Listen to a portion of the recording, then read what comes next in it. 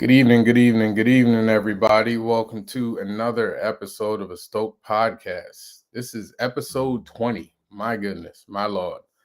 We've been doing this for not 20 straight weeks. We missed 1 week, but pretty much straight through. My name is Jazmine Stokes. If you don't know, I am the host of A Stoked Podcast, as well as owner and CEO and founder and whatever you want to call it of a Stoked, Visually Stoked Media, of which you can take a look at, visuallystoked.com. I do comic books, I do graphic novels, I do graphic design, do a little bit of animation.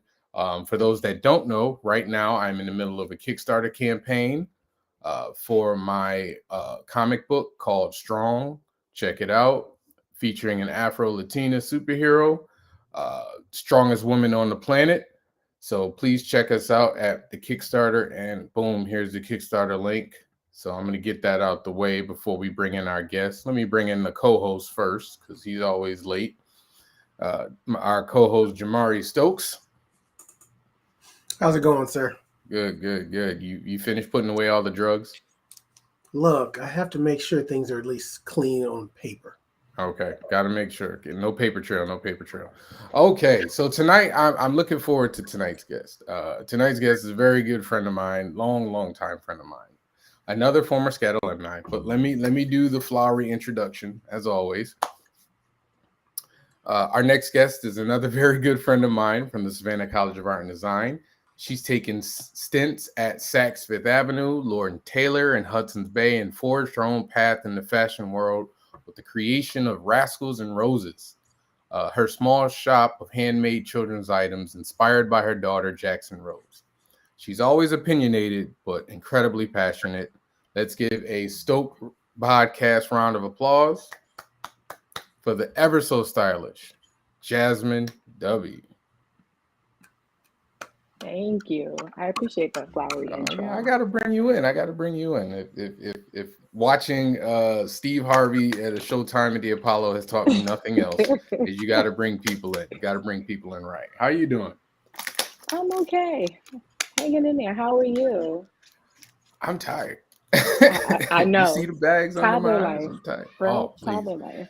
Man, listen, between this podcast, my other podcasts, I don't know who Facebook user is. Yeah. Someone says, woo, Jazz. I don't know who that is, Facebook user, but we appreciate you watching. But yeah, so I'm working hard. Plus, this Kickstarter is stressing me out. But we're not here to talk about me. We are here to talk about you and Jackson Rose. So, I didn't get to introduce you to Jamari Stokes. This is my cousin. Hi, Jamari. How you doing? You've seen the show a few times, so you're aware of our immaturity. How many years have I known you now? I know. It might be 10. It might be more than 10. Probably more than 10. No. It's not more than 10, is it? Mm-hmm. I graduated. Yes. Oh my God. I graduated in 2008. More than 10. I told you, sir. Yeah. Oh my God. More than 10. You got to, man. We won't age you. I'm trying. Please, people, they know I'm 40. It's okay. It's all right. All right, so let's get into it. What we like to do is we like to get to know you a little bit, and then we, your journey, and then we talk about your current business, and then we shoot the breeze, and then we end the show with a top 5. I think you'll like the top 5 I have for you. I think you're gonna like it. Okay. So first and foremost, what made you pursue a career in fashion? I've just always loved making people look nice. My grandmother was like a dresser. Like, she was probably the best dressed woman I know. Like, you know what I mean? So always seeing her get dressed for church, her beautiful hat, always made me want to make people look nice. And she used to say, like, you feel good when you look good. So you want to make people feel good. So, like, I used to make little dresses for my dogs. So she saw that, got me a sewing machine, and from there, that was it. Like, that was it. Okay. Now, you have a little bit of feedback or static. I don't know if it's something on your end, but we'll work through it. Okay, so were you like always like Dressed to the nines? I wouldn't say that. I was a little bit of a tomboy when I was younger, so no, I was not always dressed to the nines. But Okay. I did always like to kind of put my own spin on things. So like I was always cutting up my jeans, painting my sneakers, doing something to everything. So always creating it, somewhere, some way. You had that inner drive to create. Before I'm gonna let Jamari ask a question, but for anybody watching, you can chat with us in the chat, and we will gladly ask. We will ask her the questions that you provide. You can say hi. Let us know you're watching. We appreciate it. Oh, look at that. We already got proud mama. That's all right. That's what we here for. Always loving to create. Okay. I'm sure you understand. It's a how do I put it? You can't shake it. Like no, you can't. I told myself like I'm gonna get my job. I'm gonna I even moved out of design, started working with numbers, and I'm like, I'm just gonna go to work and be fine. And then every time something just keeps pulling me back, and I end up creating. So yeah. Like there are days where I'm like, I wish I was something boring, but that made a lot of money. But it was safe. I'll do this. This will make me money, and then I can come home. I can turn it off, and then I can just have plenty of my free time. But you can't. It's a sickness. It's impossible. It is. It really is. You spend a lot of money cultivating this sickness. I mean, might as well use it. All right, Jamari. Okay, so I'm going to go slightly different direction. I'm going to have two things I want to know. One, I want to know what your time in SCAD did for you when it came to fashion, and how did that shape you? And I need at least one good story about Jazmine. My time in SCAD, well, one, I made a few lifelong friends, so that helped. But also it just toughened you up, because I feel like a lot of people come into the fashion industry, or not even come into the industry, come into art school in a fashion major thinking oh, I like fashion, I'm going to be a designer. They don't want to do the nitty gritty. We spent so many nights in that sewing room under the table on pallets of fabric just to get a project done. You got to have a thick skin, you got to toughen up, because I've heard you talk about it with other SCAD alum. People sit around and critique your work. They're going to give you the truth. You got to, what Erykah Badu say, I'm an artist and I'm sensitive about my shit, but you can't be. Because when you put it out in the world, it's not yours. It's about the consumer. It's about the people you're making it for. And so I think SCAD really helped with that. Made me realize it's not about liking fashion. I could like all the designer labels I want. That doesn't mean I'm meant to be a designer. That doesn't mean I'm meant to create this. So it helped with that a lot, because I was like, oh, if I could make it a SCAD, if I could tough it out here, I could do this industry. Yep. I feel you. It's funny when you say they do the critiques. I remember doing a critique and everybody was just saying good things. And the teacher stopped it. It was like, wait, time out. Listen, guys, this is not what we're here for. All right. And nope. And he made everybody be critical of it. So yeah, the thick skin. Yeah. I love hearing about that, because this is a thing that I take into my classroom about being encouraging without being flowery about it. Because I've run into these kids where they're like, oh, I want to do art. And I was like, okay, do you want to do art for fun, or do you want to have to grind and really have to do it? And hearing these stories and hearing this experience you all have, this kind of stuff, this is stuff I can take with me and tell them it is not just going to be when the inspiration hits. Yeah, it's not. You have to do it when you don't feel like it. You got to thug it out. I like that. Thug it out. You really have to thug it out. You thug it out. It'd be crap too. It's so ridiculous to sleep this night to SCAD. And I remember I got a job and having to go from work back to the sewing room or the pattern room. It was just craziness.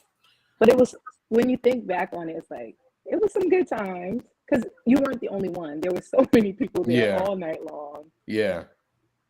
That I shared tell, I used to tell I'm people sure all the that's how I time. met you, walking the halls at like a absurd hour at night. You know, honestly, I was thinking about that before you came on. I was like, how in the hell did I meet Jazmine?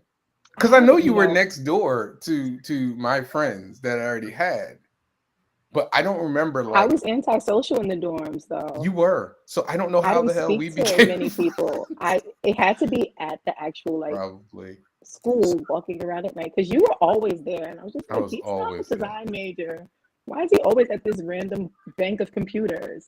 I try to tell people by schedule when I was working, I was there all the time. But you know what though? There's a reason I was there all the time, because I feel like when my first stint at SCAD in Savannah, I didn't take it as seriously. Like I didn't appreciate it. And so when I did it the second time around, my mindset was I'm here to work. Like I'm here to work. Like, yeah, I can make friends. Yeah, I can, have a moment off. But if I got work to do, I got to work. And that was always refreshing to see so many other people with the same, I'm here to work. Like, yeah, we had friends and we had fun and stuff. But when like projects was due, when finals or midterms, like it was like nobody was not in the building. Like if you weren't in the building, you probably gonna fail. Yeah. So, yep, that's it right there. Jazmine, I take it you were about your business, hearing that you were as you call it, antisocial in the dorms, and you were always in the building doing, sewing something up, putting something together. Yeah. I didn't come here to play. I wasn't wasting that money. SCAD is expensive, honey. Preach. But yeah, so do you feel what's your level of like what do you feel like SCAD prepared you to be an artist or prepared you to do business?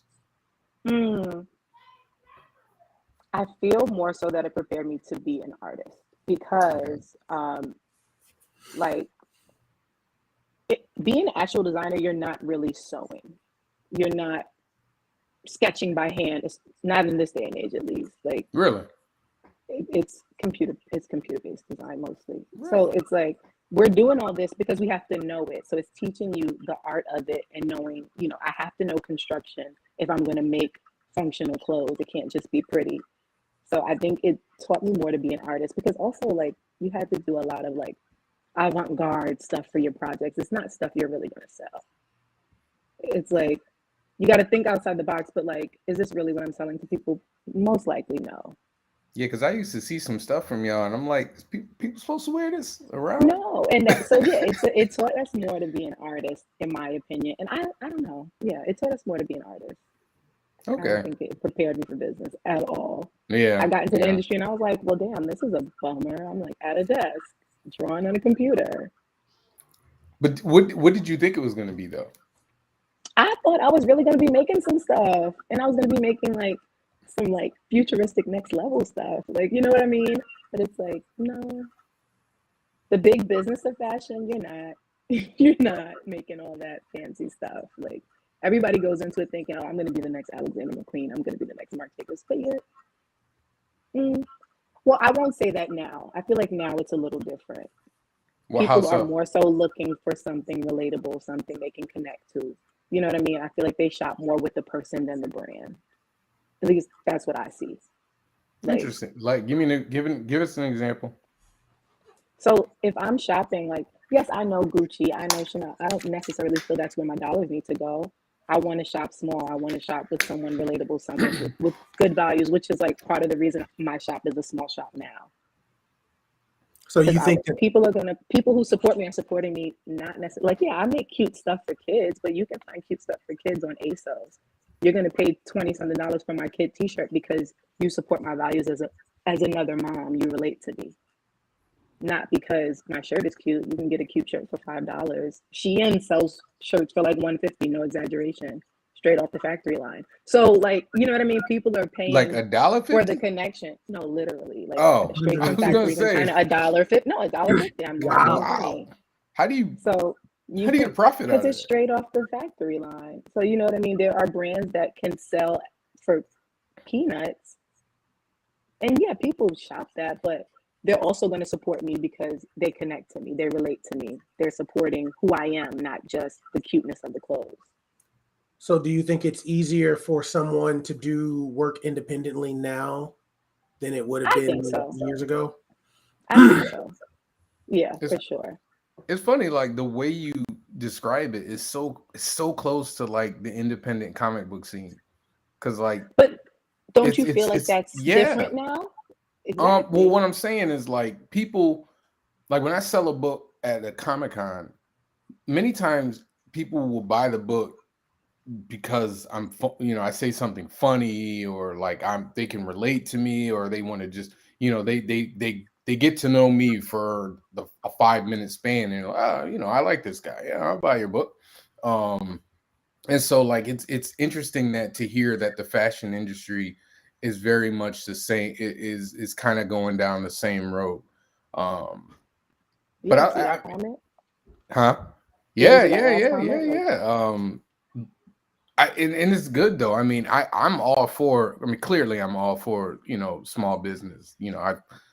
This entire podcast, started out as me and Jamari wanting to just talk about crap, and then I really got to a point where I was like, well, how can I help people? Like, I want to do something that's not that I can give other people a platform so other people can get their stuff out. You got yeah, who's Karen Gamble? Is that that is literally my mother. Oh, okay. I was about to say that's your biggest fan. That's still your biggest fan. amazing. That's wonderful. That's all right. Hey, listen, man. If your mama ain't your biggest fan, right? You're like, who's that's literally my Hey, mother. listen, hey, thanks, mama. We appreciate you watching, mama. Mhm.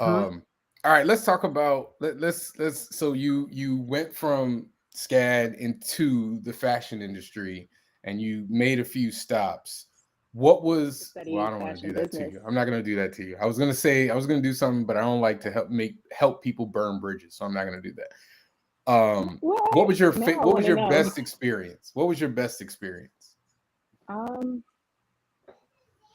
My best experience, I think, Maybe your really best like business you worked at. Landing my first job. I happened to like be interning because I went after SCAD. I actually went to a business school in New York. I went to LAM to study merchandising because I felt like maybe I want to do something else. Maybe I want to be a buyer. Maybe I want to do a blend. I don't know. So I did that, and I was interning in a buying office, and I met another intern, and he had connections and actually hooked me up with someone starting a children's brand out of school, and I was like my first gig, and I loved it. Like loved it because it was small. It was a small business, and I got to have my hands on everything. I was like product development, graphic design, setting up booths at trade shows. So like that, I think that was like my best moment, which is funny because it's like right out the gate. I was gonna say, like, you jump right into it. Go ahead, Jamari. I'm sorry. Did you always want to do children's designs, No. or was that something that came out of that experience? Honestly, I loved it, but going into fashion, I wanted to do women's wear, particularly like full figure plus size women's wear. Because in SCAD, one critique I always got was, oh, your croquis, like my model sketches were always too big. So I was like, well, I'm designing for big girls then. Like, I don't know what you want me to do. This is how I draw. Because they're all like real thin, right? Yeah, they're supposed to be real thin. Like they're supposed to be your hanger. Models are hangers. And my croquis were always too big. And I had Sachi. I don't know I'm sure if you knew other fashion majors, you heard about Sachi. I've heard a lot. At SCAD. Yeah. And she was great. I loved her. But like that was always my critique. Nonstop. Like, your models are too big. Your models are too fat. Your models are too. So I'm like, you know what? I'm gonna do plus size. And I did, like, for a little while, do plus size clothing. And it was good, but it was just like, again, you do great stuff, but you're not plus size. How much do you know about, like, you get what I'm saying? Like, people want to relate to who they're getting stuff from. Right. Do you feel it would have been like, I don't know, like did you feel like, well, I'm not going to do that because I'm not the audience that I was trying to reach, or?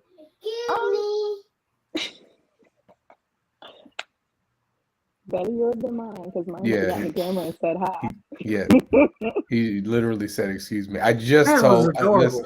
Because here's the thing. We just had a conversation in the car when I was on the phone, and he was trying to talk to me, and I'm like, "You have to say excuse me when I'm on the phone." So that's he came over. That is wonderful. Wonderful. He took that lesson to heart. Yeah, not the right time, but I'll take it. I'll take it. Baby steps. Baby steps. Yeah. Okay. So I'm trying to think. So I'm gonna step back a little bit before I get to where you are. So you talked about you wanted to do like plus size women. What was like your dream before the reality? What was your dream? Like, this is my dream, and it might be still your goal, but what did you have like a dream that's not your dream anymore? Like, because you've shifted and manifested in a goal. Yeah, I wanted to be a designer for a big brand. I think like in high school, college, it was always like Alexander McQueen or Marc Jacobs or somebody like that. I was like, oh, I'm going to design for one of those big houses. And when I got into design, I was like, oh, I don't want to do like the business of fashion design. Like, I don't want to do this. I was like, no, this is really not that fun. Like, I don't like it. So you didn't want to be part of the business. You just wanted to design. I just wanted to, yeah. I like to make things for people specific, or like my specific idea. But like your idea is not what you're going. Like, for example, I worked at Lord & Taylor. That was like the first big company I worked for. And it's like, I did menswear there. And that's very cut and dry. You're going to make a certain type of button up every season. You might change a little bit of trim. And like, that's where your design expertise comes in, but you're making the same thing over and over. And in, I guess I'll say department store fashion, because that's really what it was. It was private brands. You're not making menswear snazzy. Like, how old am I saying snazzy, right? But like, you're not making menswear. It's not going to be anything crazy. You're not going to have really going to be you're not going to have wiggle room. There's no wiggle room. And even I did sweater design, and I'm thinking, oh, I'm going to do some really cool stitches. And it's like, no, we're going to change the color of the back neck that you don't even see when it's like folded on a table. That's that. So that was where it was like, maybe I'll go into a different part. I still wanted to be in this industry of making people look nice, but maybe in a different capacity. Right. I feel like everybody who goes to SCAD has that wake up call when they get in the industry or get close to the industry, where, especially if it's, because pretty much every industry you're in except for painting. If you're, but like there's kind of a standard, like every company has their standard and they're not going to drift from it. And you're definitely not going to be the person to make them drift from it. So you got to fall in line, and it can be stifling. Exactly. And it's funny because my dream was to work for someone else. Right. Like, it wasn't to do I wasn't trying to, again, thug it out as an entrepreneur and build this thing from the ground up. I wasn't trying to do that. I was like, I am perfectly happy, I think, getting someone else's creative dream. And then in doing it, it was like, oh, maybe not. And then here you are. Like, right. It's weird. Yeah, listen, God moves you. God moves you in the way that he wants to move you in. Go ahead, Jamari. You talk about the whole idea of the wake up call, and you were speaking about, you go into this big company and you find out you can't have the room to be creative or make bold choices, and it ends up taking you over here where you have to kind of like, fine, I'll do it myself, Thanos style. So that is I just find that really interesting, and I like that idea of artists having to realize there's the business, you got to eat, and then there's the the passion part of you that wants to do more. Right. Something has to pay the bills. Yeah. Well, and I've lamented on this show before that SCAD doesn't really prepare you. Well, let me rephrase it. When I was in SCAD, they didn't really prepare you for the assembly line nature of the business once you get in. Like No. you start you have dreams of being, the somebody to you want to shake the world. Yes, you Yeah. dream that you're going to come in and you're going to shake up whatever industry and you're going to be this Exactly. bold and and in SCAD they kind of teach you that. Like they encourage your boldness, they encourage it. And then it's almost like you get out there and then it's like, Right. hey, calm down, sit down. That basically That they goes tell back you. to the first question, right? Does it teach you to be an artist or about the business? And You're unfortunately, going out there there's like, I'm an artist. yeah. And I feel like there's a reason why they don't teach you that. And it's gonna sound crazy, but I feel like if they started teaching people that, people wouldn't want to come there. They wouldn't. No. I don't They think wouldn't. if you knew the way that your industries work before you get into your industries, because like you said, I can know about an industry, like you can know about fashion before you go to SCAD, but you don't know about it until you get in it. Right. And so you still got your big dreams. And then you go and but the we real all learning got is in the doing. Yeah. Yeah. But as you said, you went out there, you didn't like the stymied life of Lord and Taylor's and all the other companies, and you made your way to entrepreneurship. Before we specifically go to Rascals and Roses, because you had something else before, didn't you? Yeah. So talk to us about the transition here, that transition period before you got to your, where you are right now. What made you take that step? Honestly, it was a friend. She reached out. We both became moms around the same time, and kids are a big changing point in your life. So just having a daughter and just wanting to do something for her, and she felt the same. So she actually reached out to me. I wasn't thinking about doing this. I was making little things here and there, but I wasn't thinking about turning it into anything. She reached out hey, you ever thought about doing this? You have the background. So we were like, okay, let's do this together. Let's give it a shot. So we had Jackson Riley. Shout out to Sade, still my homegirl. So we did that for a little bit. It didn't work the way we planned initially. It was a great concept, but I don't know, it just didn't work, and we were both doing our own thing on the side. So we just decided to continue with our own things. Her thing is actually a photo booth company in Houston. It's dope as hell. If anybody's in Houston, check her out. Snap it. Houston, Texas. And my thing, I was already doing accessories for my daughter that people would ask about. So I was like, oh, okay, you know what? I'll start selling these. And then it was just okay, I have some cute ideas of things I want to see my daughter, and let me do some t-shirts. And that's what turned into Rascals and Roses. All right, Rascals and Roses. So before I get into it, I'm gonna need you to tilt your camera down a little bit because I'm gonna put your website and I don't want it to cover your face. Oh, okay. Better. Better. There we go. There we go. I know you were just showing off your hair. That's all right. I have to. That's all right. That's all right. Rascals and Roses. Boom. All right. There's the website. Everybody, tell us about Rascals and Roses. So, like I said, it just started as me wanting to do little things for my daughter, and it just keeps growing in my mind. So I'm going to continue to allow it to grow organically. I think eventually I want it to be kind of a lifestyle thing for kids. Big on, messages. So you see her shirt, be cool, be kind. So, raise them kind. This world is so trifling.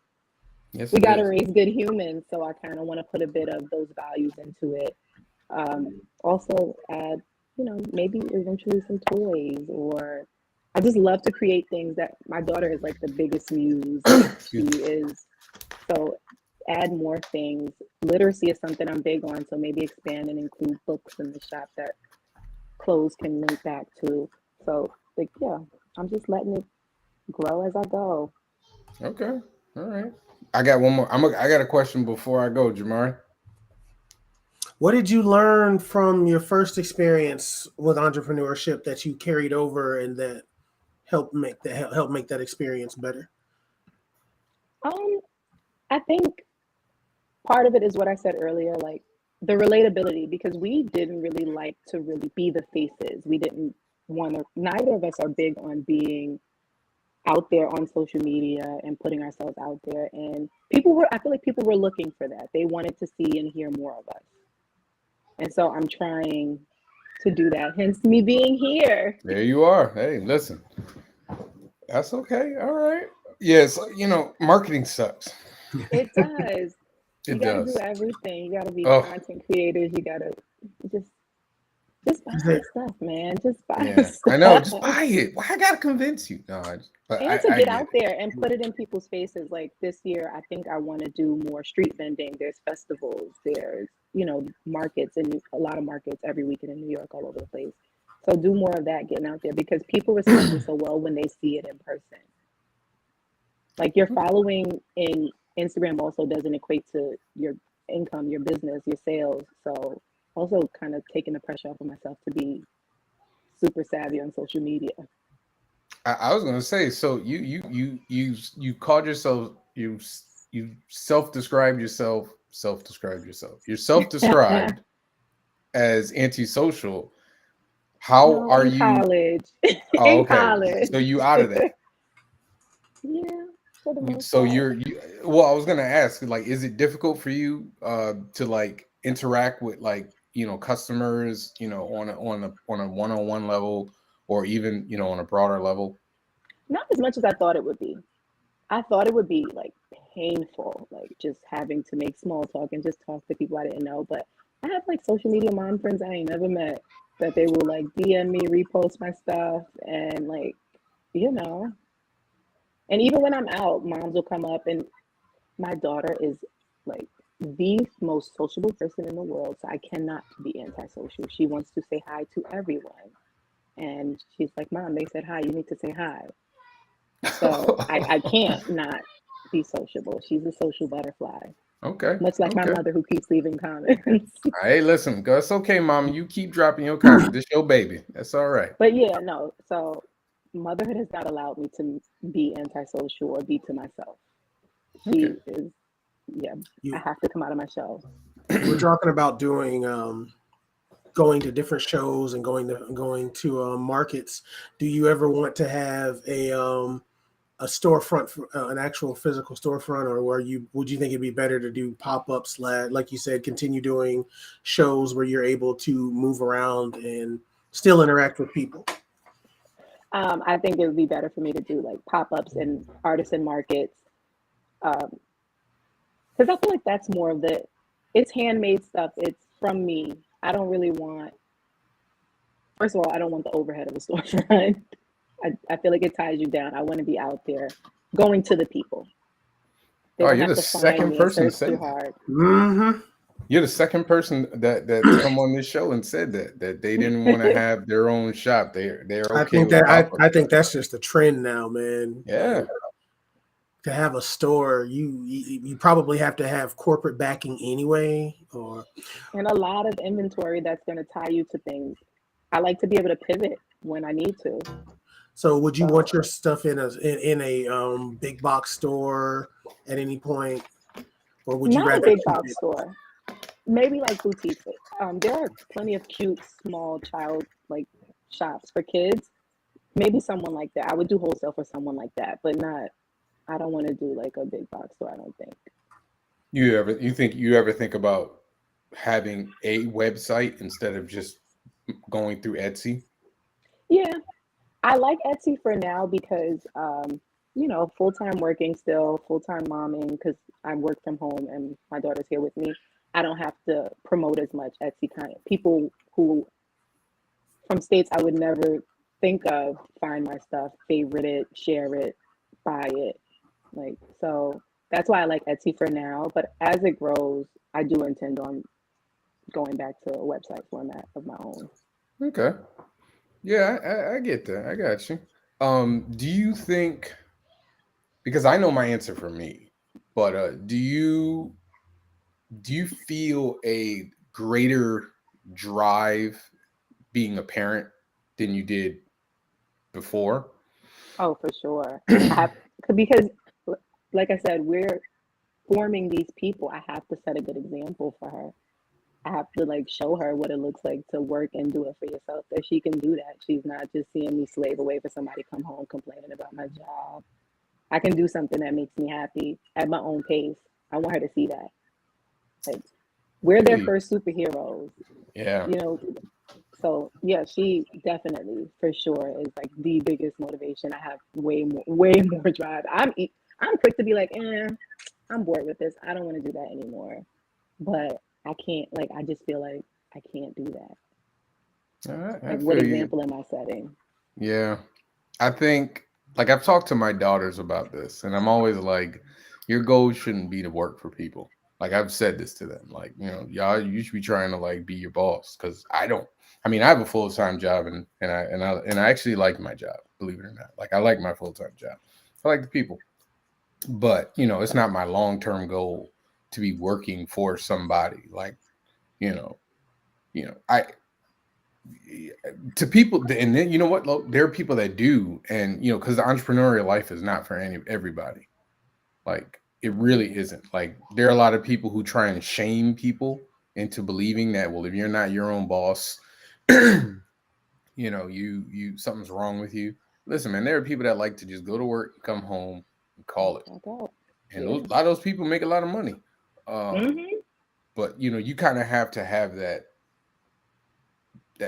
drive that I don't want to answer to anybody else other than a customer drive. And so much comes with that, though. Like, you're not just like clocking out. It doesn't stop. If there's an issue, you got you to call. Yeah. Oh yeah. So, oh yeah. I got you. Jamari? I don't have anything else. Like I said, I'm just listening to the conversation right now. It's the entrepreneurial aspect and being able to step out there and do things on your own. And you talk about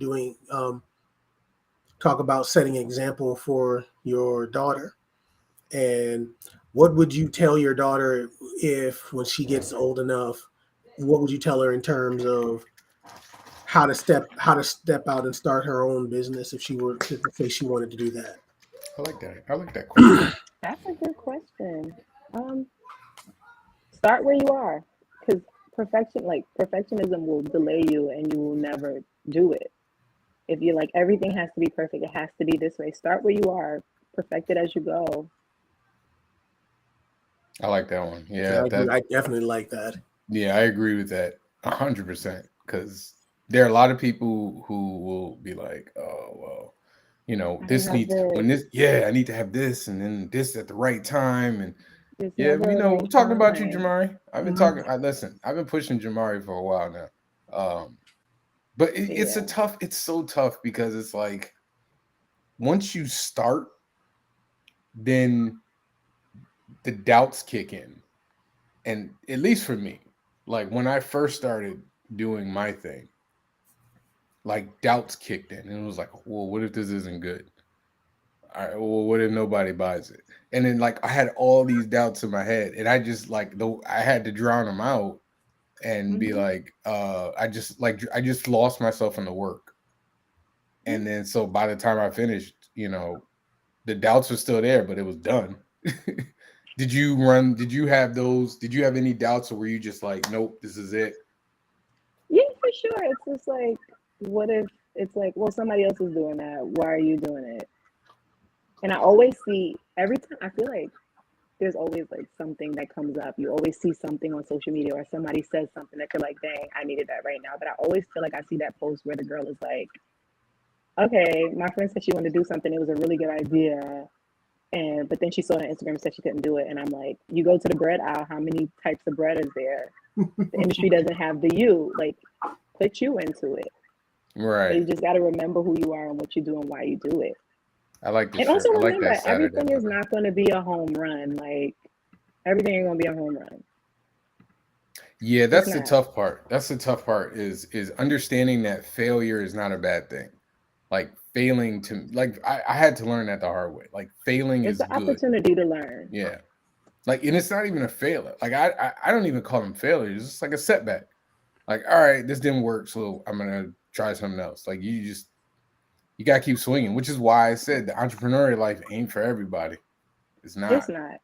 But it teaches you problem solving. And yeah, there's so much I would say to my daughter. And like, just how raising her now, it's like teaching her mistakes. Don't cry over spilled milk, figure out how to clean it up. Like, it's just what you do next. It's not the mistake, it's how you react to the mistake. Yeah, I like that. I like that a lot. I like that. It's not the mistake, it's how you react to the mistake. That's nice. That's very good. I'm gonna have to steal that. Yeah, I'm definitely stealing it. I'm just telling you right now. I'm stealing that comment.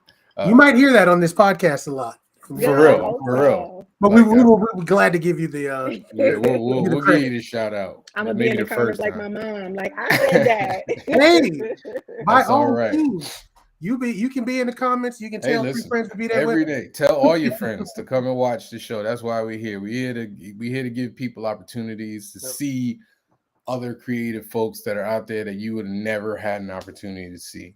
So how about this?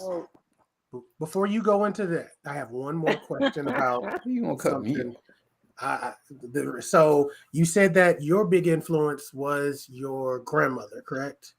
Mm-hmm. So do you see that same influence going from you to your daughter now? Is she adopting some of that mom's fashion sense or the expression through something? It may not be fashion, but anything else? I wouldn't say it's fashion. She definitely likes to wear what she's 2, but she is very she knows what she wants. Oh She'll be 3 soon, but she knows what she wants already. Like, I let her pick out her clothes and she's like, no, I don't want to wear that. No, I don't want that. I need this in this color.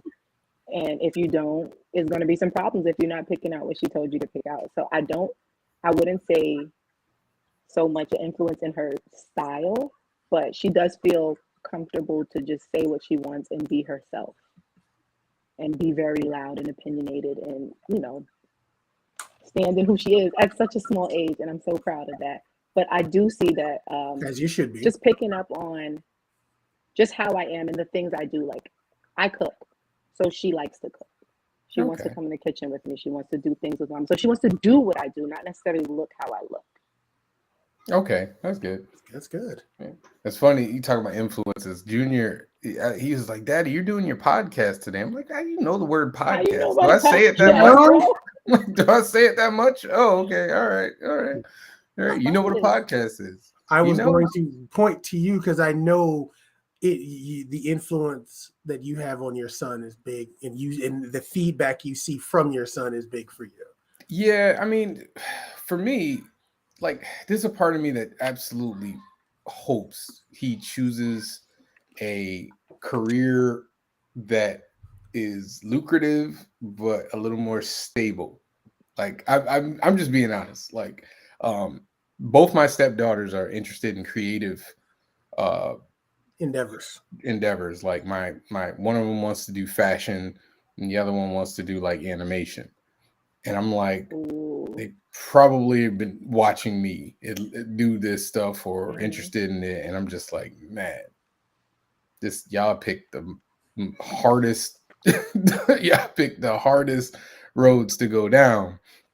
But, if you, once again, it's like we talked about earlier, like if you got that inner drive, that if you have that spark of creativity that just can't be drowned and SCAD will try and drown it. Yeah. And just keep it 100. SCAD will do everything in their power. And I'm not saying they're trying to do it, but they will try and drown you because they give you, because you have, like you said, you have to do it even when you don't want to do it. Yeah. And it's hard being creative when you don't want to be creative, and so you just kind of have to learn it. And you have to, because there are a lot of kids. I know, especially in SCAD Savannah, when I first went to Savannah, there were so many kids who were there who were just good at drawing anime. And they learned real quick. And some of them didn't come back the next quarter because they are like, I didn't want to do this. Like, it was a hobby for them. And, you get a lot of kids who it's almost like basketball or like sports. All these, like that's how I looked at SCAD. Like, when people coming from SCAD were the best artists in their community, like everybody was like, you're the best artist, you're the best artist. And then when you get there and you're just like, well, damn, I ain't the best artist anymore. And it's like you either swim or you sink. And, like, that's why I use a basketball analogy. A lot of these kids are the best basketball players in the world. And, when they, coming from their neighborhoods, and they go to college and they play ball in NCAA and they ain't the best. And even the best in NCAA, you come from there and you go to the NBA and you're not the best anymore. So that's how I looked at SCAD when I very quickly figured that out. Like, this is like the best of the best around me. And it was like, if you don't step up your game, you're going to fall behind. I think SCAD is designed that way to weed them out. Like, everybody's not going to make it all the way through, but they're going to get paid in the process of weeding it out. They're going to get their money. Yeah. And some people like some people won't come back the next semester. Like, I mean, I'm sure that happens in a lot of colleges. It's the same thing in every college, but it's like, I always look at it, it's one thing to not make it in college because maybe, you're not doing great in studying or anything. Like, studying and tests to me are so different than creative projects. Because writing a paper is a lot more of a straight line than doing a dress, or animating a cartoon. Like, it's night and day, which is why, to me, I think art school is way harder than university. I agree. Jazmine brought up the quote from Erykah Badu talking about I'm an artist and I'm sensitive about my shit. The being a creative means that whatever you're doing is deeply personal. So I'd imagine going to a place like SCAD where they start to really pick at that aspect that's for you been a personal joy. It could be an escape. It could have been a passion. And now you have to find a way to balance. Going back to that whole idea of balancing the passion with, I got to eat. Or this becomes the way that you pay your bills, and that you can't just, shrug it off or decide to put it to the side when you want to, and it can't become that personal thing. My brother has talked about music not being so much a passion to that when he first started, and now it's, well, this is how I'm making money now. This is my hustle. That's the goal. Like, to be able to do something you love so it doesn't feel so much like work. Yeah, but for me, it's also, but I've talked about this before. The side effect to that is I don't draw for joy anymore. I know it sounds bad, but I don't have the time, and I don't, you know what I mean? Like, because even if I sit down and like draw for joy, like, I'm like, man, I gotta work on some stuff. So let me put this down and go work on some stuff. But the India Ari thing, well, not India Ari, Erykah Badu, the sensitive thing. I think all artists are still sensitive about it. It's just about how you react. Mm-hmm. Well, I never said it went away. I just feel like some people it never goes away. Poking and prodding. Jazmine, is Rascals and Roses you being able to still create and still being able to have that passion? It is. And incorporating my biggest inspiration. So okay. So what influences did you have for your brand? What,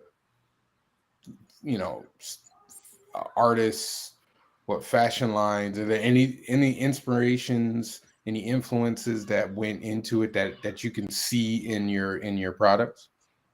I wouldn't say specific like brands or designers specifically, but just like a concept of something comfortable, not over the top, but still fashionable.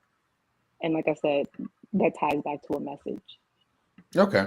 Like not just giving them clothes, but giving them clothes that promotes, something positive. Like I said, literacy is a big thing. Like one of my favorite activities with my daughter is reading. So I have like some teas coming up that are linked back to that, like promoting literacy and stuff like that. The accessories were just like something cute I want to see on my girl because I don't necessarily dress her in like frilly, fluffy pink or like glittery things. So the accessories kind of was like, this is a girl in case you were wondering.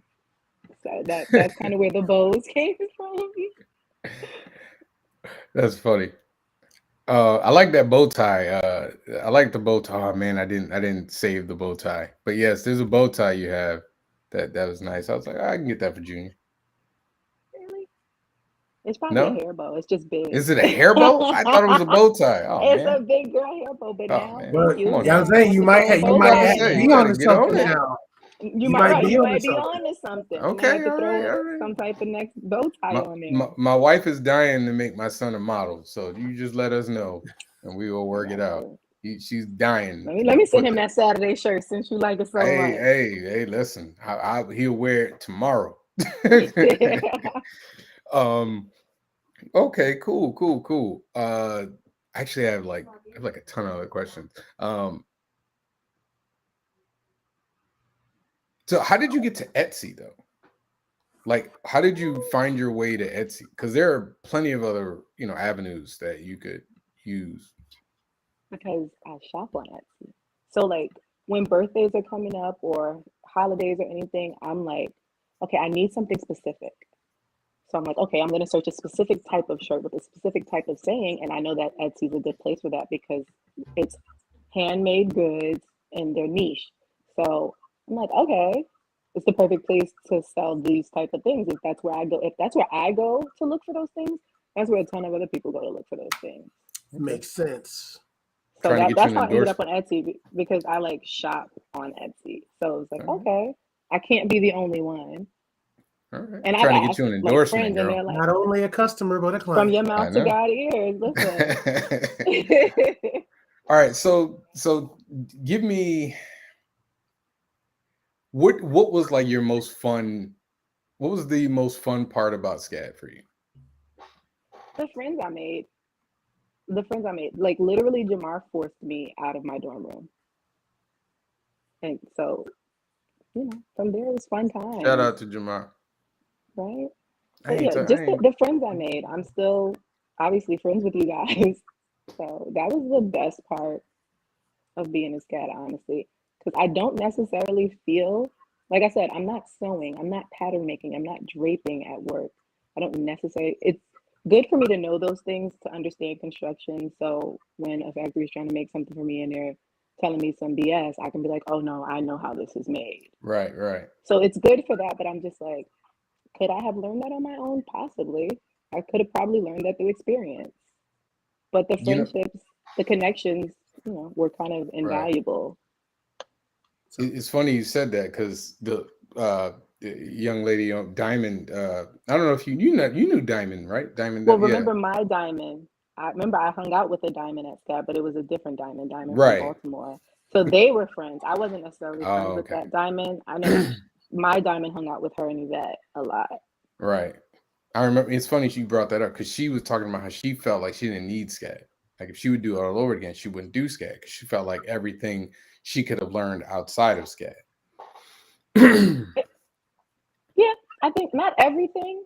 It definitely would have gone a different way. I do think if I had to do it again, I probably would have still gone to SCAD. Yeah, Because I in could the see. fashion industry, SCAD is a big name. I know some people say in their career fields, people are like, okay, you went to SCAD. But no, in fashion, they're like, you went to SCAD, that's a top school. Oh yeah. So, Comic you know, industry too. Oh yeah. So I've mentioned it to a couple of them, and a couple of them worked at SCAD. So oh yeah. I will be taking some of my students on a trip to SCAD this year. So I would do that. got in contact with the person who does the coordinating for tours and everything else. So I will be arranging for that because you guys talk it up. And I know I have students who have constantly said they wanted to go, but I don't think they've actually physically been on the campus. So I feel like it's just the best thing possible is to take them there and let them see it for themselves and at least give them that initial experience. It's a nice I like campus. Atlanta I've been back. campus now. It's different. it's a little different. The 'Cause it dorms wasn't a aren't back there campus anymore. before.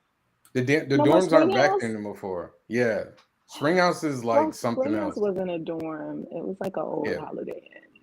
But I mean, that's You the know. way. Yeah, that's the way it was in Savannah. You know, my dorm in Savannah back in '99. Yes, I'm dating myself right there. Back in '99, when I first went to SCAD, Dyson House, they had renovated these two basically motels into dorm. Now I couldn't complain because we had our own bathrooms. And I would talk to my Yeah. friends at other colleges, and they were like, "Oh, we have communal bathrooms or communal Which I always showers." thought was the dumbest idea, but And I was just like, Gross. never, ever, ever. I was so spoiled by that. Yeah. I won't complain about those dorms because I lived in Springhouse and I didn't have any complaints back then. It was fine. You ended up with the dorm by yourself for a little bit I there too. did. I was Yeah. like, My okay. roommate had to have like emergency surgery. Sorry about that, girl, but I ended up with my own room. Yeah. I still need a story about this man here. A SCAD story. Something. There were too many. There were too many. You were just always everywhere. I don't know. I was. I'm a social everyone. butterfly. I don't know how, like, as busy as you were, always in that damn area of those computers. I don't remember what floor it was. I swear Second that's floor. how we met. Second floor. Yes, the second floor. Second I floor. don't know how you had so many friends because I damn sure did not. And I And you know, wasn't. it was weird. I went from like no friends to all the friends very quick. You And I had like I so knew, many and it was different- weird. I knew like everybody from everybody's little clique. Yeah, it's such different groups of people too. Cause you would hang out with like Jamar and all them dudes, and like I just roll up in there and just Yeah, and you would just walk in the room. I don't even know who's dorm. You would just walk in the dorm. Like, Yeah, I just walk in and be like, "What's up, everyone?" And then I would go to Keisha in their room and hang out with them, and then I'd go down the hallway and play video games with them. Yeah, I didn't know half those people. I just, like I said, Jamar like came and like kicked my door one day, I think, and from then we were inseparable. Like he's like the godfather to my daughter, inseparable. Like, I'm not gonna say I'm not hurt by that. oh, don't do that. Don't start. I did enjoy it. What I liked about SCAD Atlanta is there were more minorities. Like, Oh, I never went to Savannah. right. So my experience in SCAD Savannah was there were not a ton of minorities. Well, let me rephrase it. There was a good amount of minorities, but it was like there was a lot of Asian, some Indian, but the amount of black people was very, very low. You knew every black person. Oh, You wow. knew every single one. Like That's you couldn't help crazy. it. Like Yeah, Atlanta wasn't like that. 'Cause, No, you had all no. the ACA people that were Right. absorbed into SCAD. Yeah, You had yep. all, yeah. Yeah. It So was- like it I wasn't like enjoyed that. that. It was like Chocolate City for me. I was so Not Chocolate I was City. so happy. I was so happy when I got down to Atlanta. You haven't, Jamari. I don't even know if I've ever told you this because I'm telling you, my experience from SCAD Savannah was like there was like 15 of us, maybe 20. And it was like we all knew each other. We do like little house parties. You knew everybody. That was what it was like in Korea. There was like Yeah. when I was in Korea, there was like 6 of us who weren't who were black and black from America. We had a couple of people who were from Canada and 1 or 2 people from England, but the black, like we would go, there would be times we would go and get pizza and that would just be us. And it wasn't that we didn't like our white friends or anything. It's just that it was such a different thing because like we just wanted to be around other Black people and not have to explain certain stuff. And it was just there. And we did. So it was, I'm vibing. So I understand that need of you just have to be every now and then. You just have to be around your folks, and that's just comfort. We would drive. I had a group of friends. It was like 4 or 5 of us, and we would drive to. I'm gonna answer Mama's question in a second. We would drive to Savannah State because Savannah State was mostly Black, and we'd be hanging out with them. Like we would go to step shows. We would do all that, and we would hang out with them. It was tough. So it was almost like a culture shock when I went to SCAD, and I'm looking around like, man, there's a lot of Black people here, and it was like all Black. It was like, oh, it was so many Black people. Like, because in my mind, I'm like, well, I'm going to get to know all the Black people, and I was like, I can't get to know all the Black people. There's no way. Now I would say this though, you got close. I was going to say I got close. I might have known most of the Black people there. I was surprised when I would visit Jamal and then you, and I was surprised. I was just like, I did not expect to see all these Black people over here. Yeah. But it was different, like Black people from different places. You have people from the islands, people from like it just was from all over the place. It's like, oh, okay, this is dope. I think that was cool about SCAD too. Like coming from, I'm coming from New York. It was a culture shock. It was like, oh, okay, I know y'all exist, but we're all just here. Yeah. It's like a melting pot. We're all just here. Yeah. Living the same college experience. It was, but I'll tell you what, I used to walk around a lot because I was there for so long. So I would just walk around and like, I'm a very personable person. So I walk around to like the fashion lab and I would just walk up to people, like, what are you working on? Just start talking to people like, what are you working on? And then they tell me, and then I'm like, oh, that's cool. All right, well, hey, my name is Javon. I'll see you around. And I'd just leave. And then I would know that person.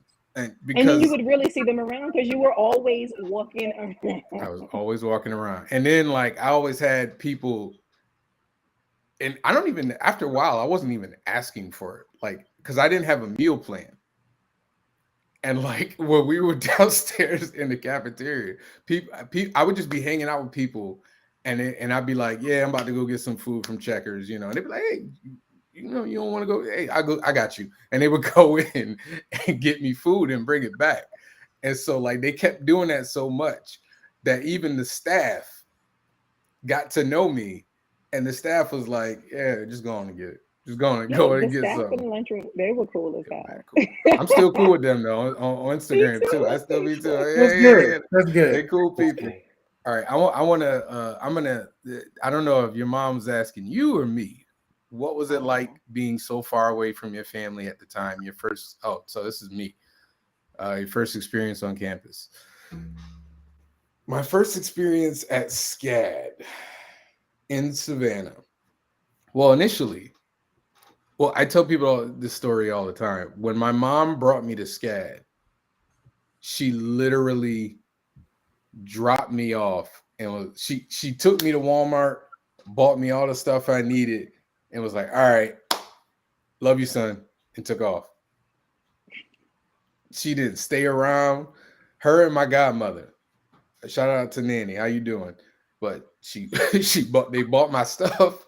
They got me my linens. They got me some toilet papers. They got me all that. See you, son. And that's the last time I saw her until I came back.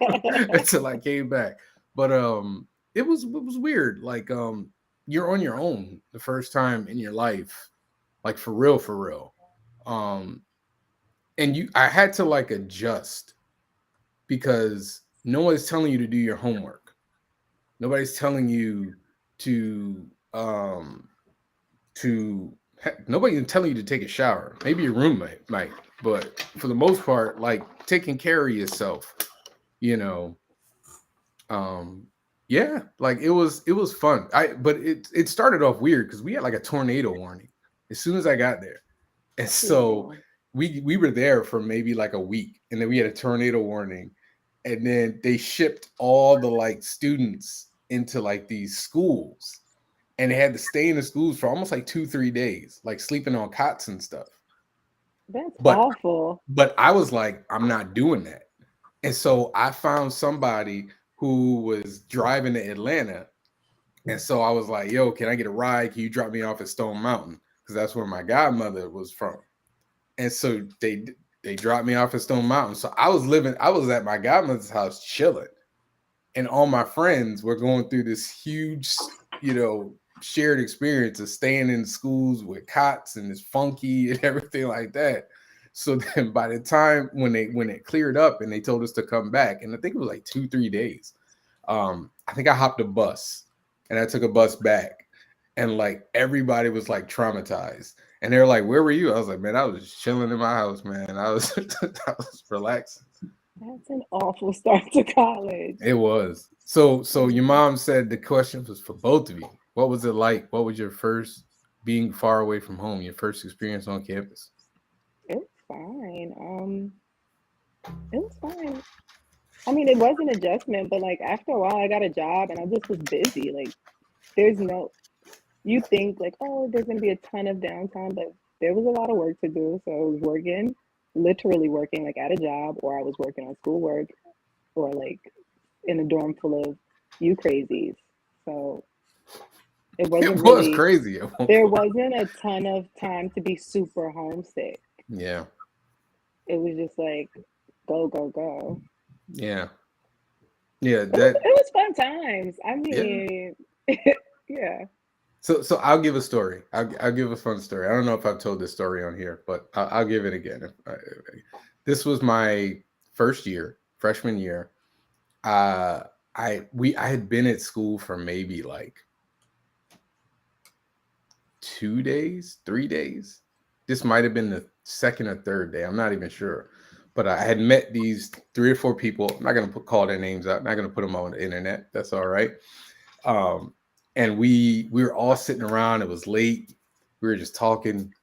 And somebody was like, man, we should all get tattoos.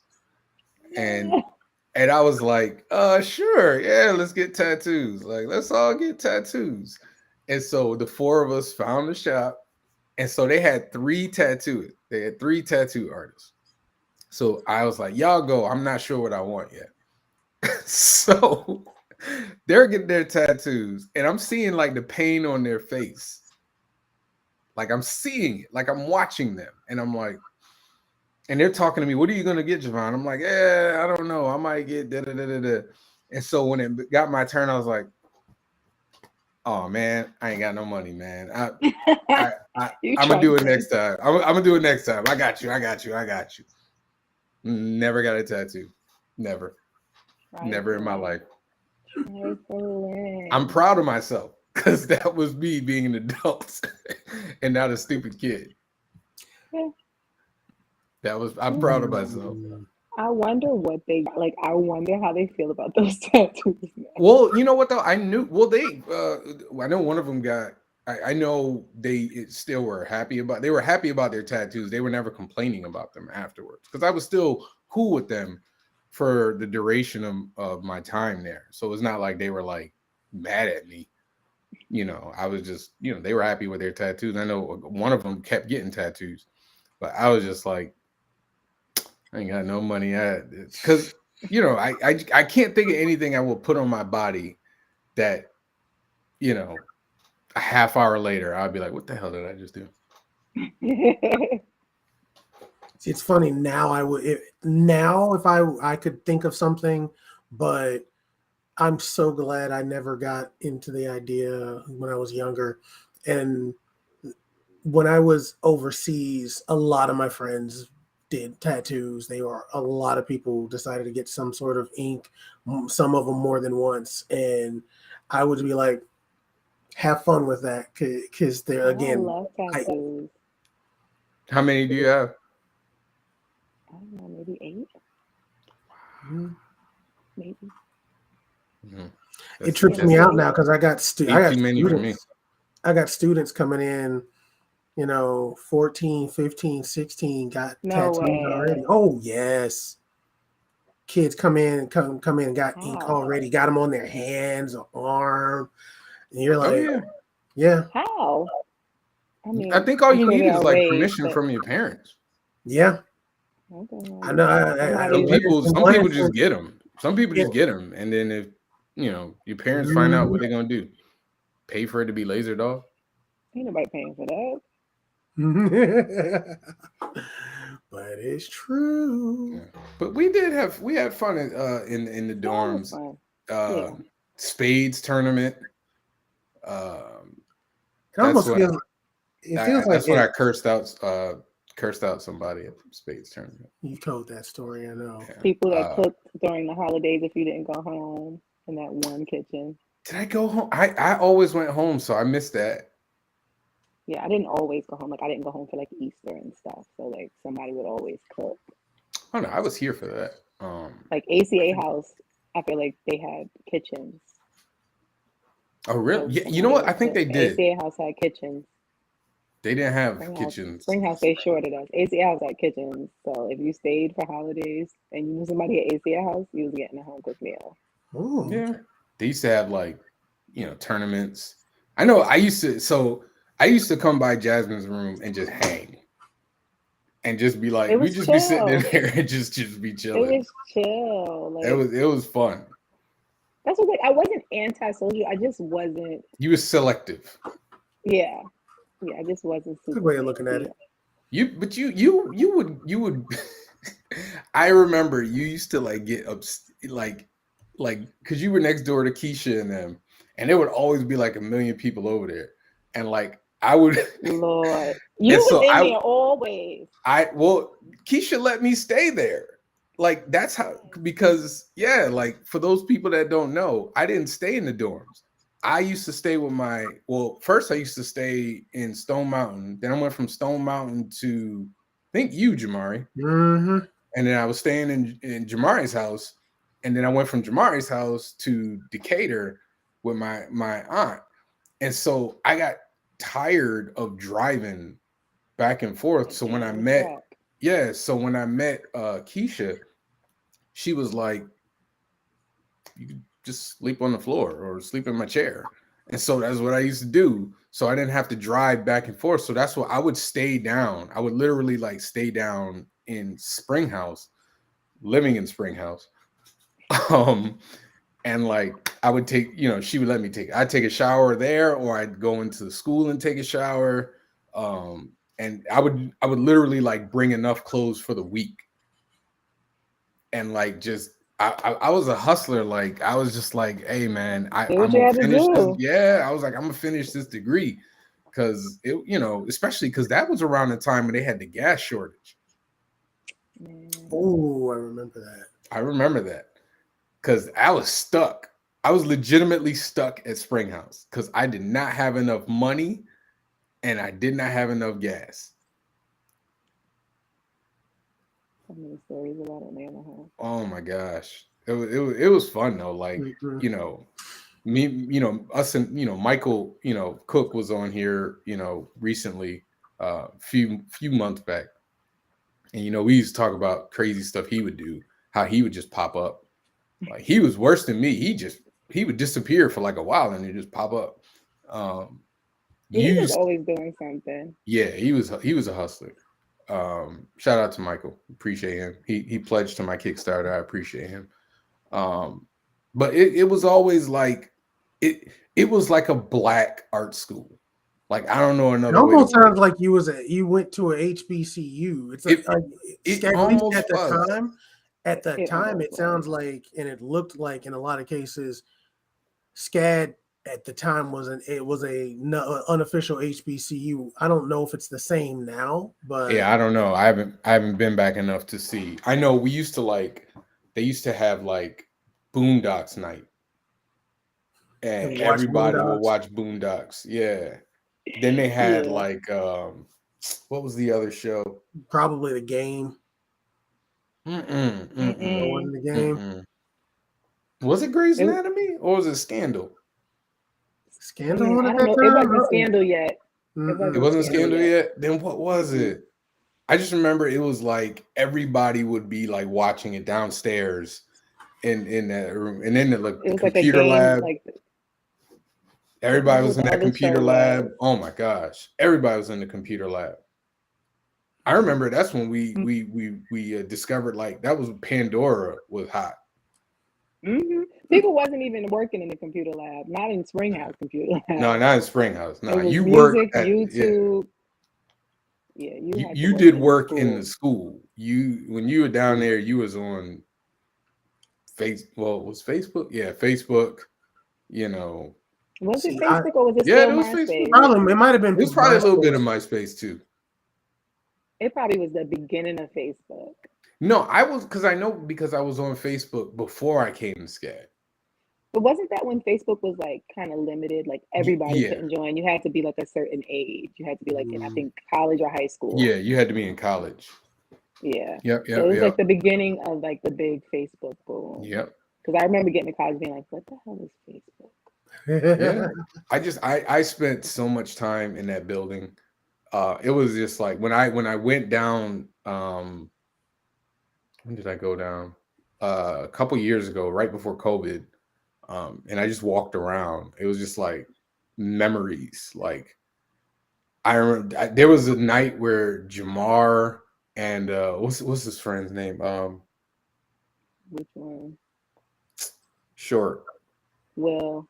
Jamar and Will were like running around. They were just running around to build, like literally running Just around the doing building. dumb shit. It was like 4 a.m. Yeah, it was like 3 or 4 in the morning. Right. That sounds Okay, that sounds like when I was at Albany State. Oh yeah, they just had days where it was just like, you know, everybody is working till late at night on their projects, and it's not just like all the animation people or all the fashion. It's literally like, especially like finals. Finals people were losing their mind. Like you lived there during that. Yeah. Like you might leave to take a shower and go to work or whatever you got to do, but you're right back. You lived in that building. Yeah. Yeah. That to the was point where some people's security would just be like, all right, you just left. You don't even got to show me your ID. Come on. Oh yeah. We just knew your faces. Yeah. I think after a while, everybody, like if you knew security, like like especially like if you were there long enough, like you absolutely knew security. Talk to them. I used to sit and talk with them all the time. I used to sit and talk to everybody who worked in the building. Everybody who worked in the building. Yeah, because they was all black too. Out my ID. Yeah. Well. It really was. You know what? In retrospect, it was kind of like the HBCU. I'm telling you, that's what I don't know if it's the same. You're talking about a lot of the same stuff. You're talking about the spade. You mentioned the spades tournaments thing more than once, and people. I just missed Greek life. We just didn't have Greek life. Yeah, we didn't have Greek. Although we had a couple people that were Greeks though, but they pledged at a different school. I know. Oh my gosh, yeah, what's some his Kappas, name? I know. Yeah. I forgot. One of my boys was he pledged. Was Justin a Kappa? I think so. I want to say Jeffrey. Yes. Jeffrey who? Not Jeffrey, not the Jamaican Jeffrey.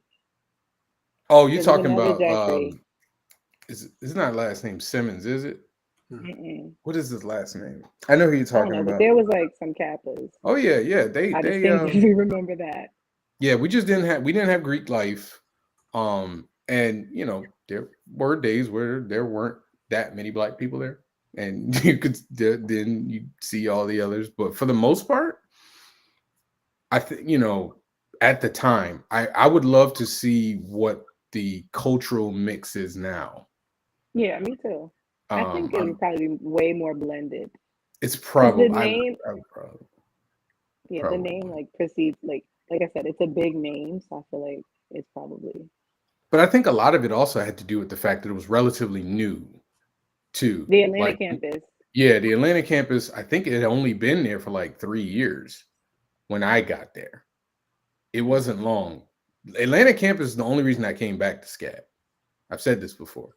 I was not coming back to SCAD to go back to Savannah. I was like, oh, okay, you got an Atlanta campus. Okay, that I can do.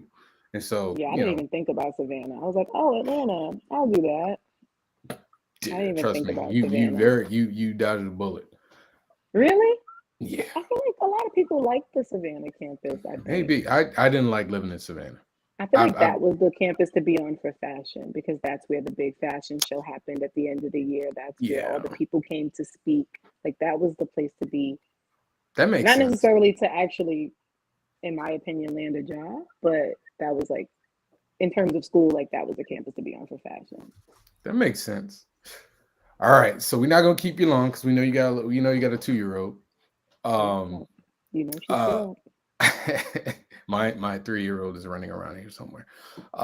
So your top 5 for tonight. Now this is one that I'm gonna do my best to give a top 5 to. Jamari, you are more than welcome to give your best. But I tailor these for my guests. For the new people who haven't watched the show, I do a show on Tuesdays called Top 5 Live. We pick a topic and then we all come up with our list for it, and then we usually berate each other until until the end of the show. So today, your top 5 favorite all-time fashion trends. Okay. I do like this top 5.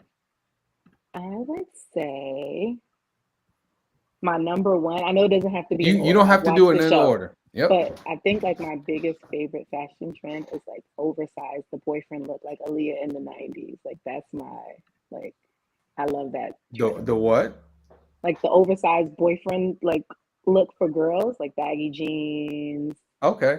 big baseball jerseys, like Okay. the Okay. 90s Aaliyah Okay. TLC vibe for girls. Like that's a big trend I love.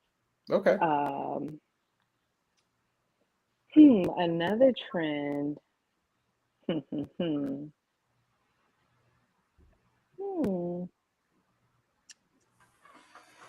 think loungewear, like wearing like sporty sweatpants and stuff. It's not the same trend. Okay. It's different. Okay. So like the because I feel like there was a boom in it with COVID. Everybody is in like active wear. So like Okay. loungy active wear trend. I think I like that one because I like to be comfortable, especially now that I'm a mom. Okay. But Okay. another one, and this is the New Yorker in me. This is the Harlem girl in me. And this is just the hood in me. Like the Tim's. big of course, Tim's and leathers. Like Okay. that like hardcore rap Pele leather like era. Okay. That All was right. a good one. That was That's a good 3. one for me. So that's 3. I think another trend, like another favorite fashion trend. Let me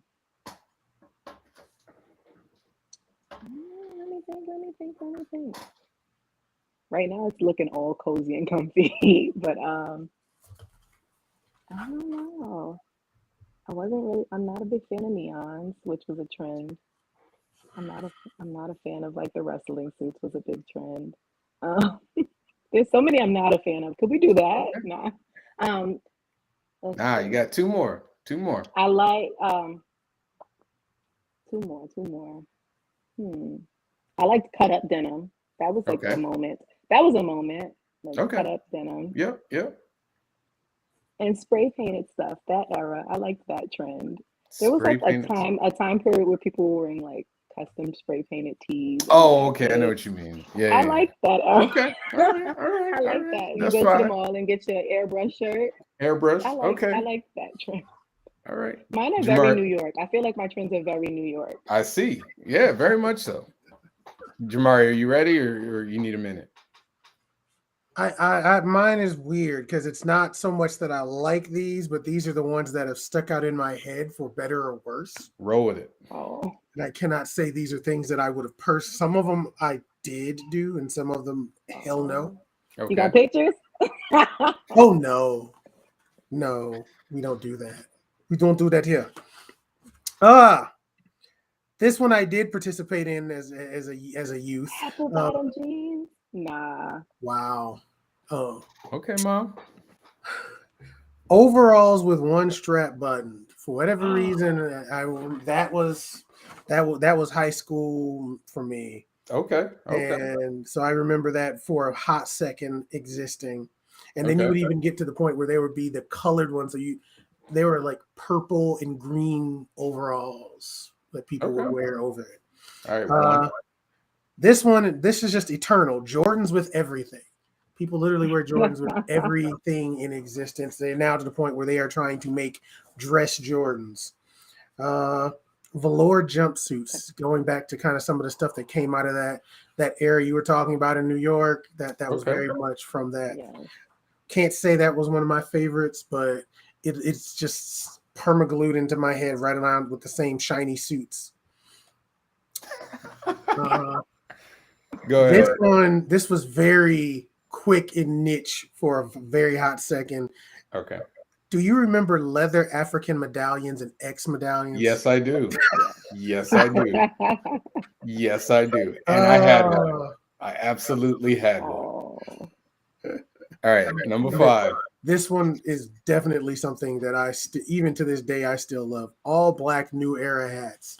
So it doesn't matter. It's kind of like the whole all black Air Force Ones thing, where it's like, oh, okay, it was still a hat for whatever team or city you were from, but even the logo was all black on it. Black. Okay. All black everything, New Era hats. Okay. All right. Let's see. So I'm not a fashion person. I've already established this many a time. I have not bought a stitch of clothing for me, and since I started dating my wife. So my style is my wife's style, basically. So you'll understand this when you're hearing the things that are coming out of my mouth. All right, in no particular order. I love jersey dresses. I love jersey dresses. Moment. I loved jersey dresses. Dang, I miss Coogee dresses. That was a good I love jersey dresses. And a lot of mine are that I like on women. Okay, that's fine. I'm gonna stick. I loved wearing jerseys. So basically, I love jerseys, like jerseys, hats, all that. Like so that whole era when hip hop was like everybody was wearing just jerseys and jeans and matching hats and the matching sneakers that had the same colors. I love that era. I don't care. I used to rock with it all the time. I've discovered this since being married to my wife, how much I love this. I love what is it called? Sundresses. I love seeing women in sundresses. I love seeing my wife in sundresses. I love them. Love them, love them, love them. Man. I'm gonna take one from your mom. Apple bottom jeans. Listen, I love that. That era was a beautiful era, and I appreciate it for what it was. Let's see. Man, this is hard. Honestly, I used to like that era, the Jodeci era where all the leather, everybody was rocking leather, all leather outfits. That was hot. It was hot. No, leather is like literally. It was hot. They were literally hot though. Like seriously, that wasn't it. Especially because they would be wearing they would wear leather pants and a leather vest, but no shirt underneath. No shirt. Yeah, you can't lie that didn't look hot. Back in the day, back in the day, everybody was doing it. Drew Hill started doing it, and every male was one dude in the group had a leather hat to go along with that leather hat. Hey, don't hate on it. What's that, 4? Yeah, that was 4. And I'm eternally grateful to whoever decided, whoever made the decision that yoga pants were regular pants. Thank you. As a man, as part of the male species, I appreciate you. I do and I don't. Right. I'm not talking about when it don't work. I'm talking about when it do work. Because all these things have people that don't work. So, but that's my 5. But I love jersey. That was my joint. That was jersey dresses. That whole era. I was like, that's when I was buying jerseys like crazy. I would buy the jersey, and I wouldn't buy the jersey if I didn't get the matching hat, and I wouldn't buy the hat or the jersey if I couldn't get kicks to go along with it. I remember I had this fly to me, baby blue Yankees jersey. No, it was the baby blue Braves jersey. And then I found Fat Farm sneakers. Oh God. What? Yes, I found blue and white Fat Farm sneakers, baby blue and white Fat Farm sneakers. And I found the hat. Couldn't tell me nothing, man. Couldn't tell you nothing. Couldn't tell me nothing. And it's so weird how quickly that era just ended. And I was like, wait a minute. I feel like it had a good it had a nice little run. I was like, wait a minute. Run It felt like it was very quick. I'd say it had a nice run. Like 90, from like 98, 99 to about 2004, 5. That's okay. That's a decent run. Maybe a run, man. But I remember like I was still in it and everybody else was out of it. And I was just like, well, damn it. My one time where I was actually fashionable is done. So all right, just give me a button up and call it a day. Oh gosh. All right, so we want to thank you once again for coming on the show. It's 9:30. We like to wrap it up. Yeah. We, it flies. Time flies. Yes. Once again, everybody, check out Rascals and Roses.etsy.com and get some really good stuff there. If you haven't checked it out, please check it out and let's support our entrepreneurs, all our people out here hustling. Instead of spending your money at one of these big chains, you can buy something that was handcrafted that nobody might have right now. So you might be the first person on the block to get it. Once again, www.rascalsandroses.etsy.com. Jazmine, we appreciate you being on the show. You are welcome back anytime. You got a new project that coming out. Is there anything you want to pitch? Is there anything you want to tell people you got coming up?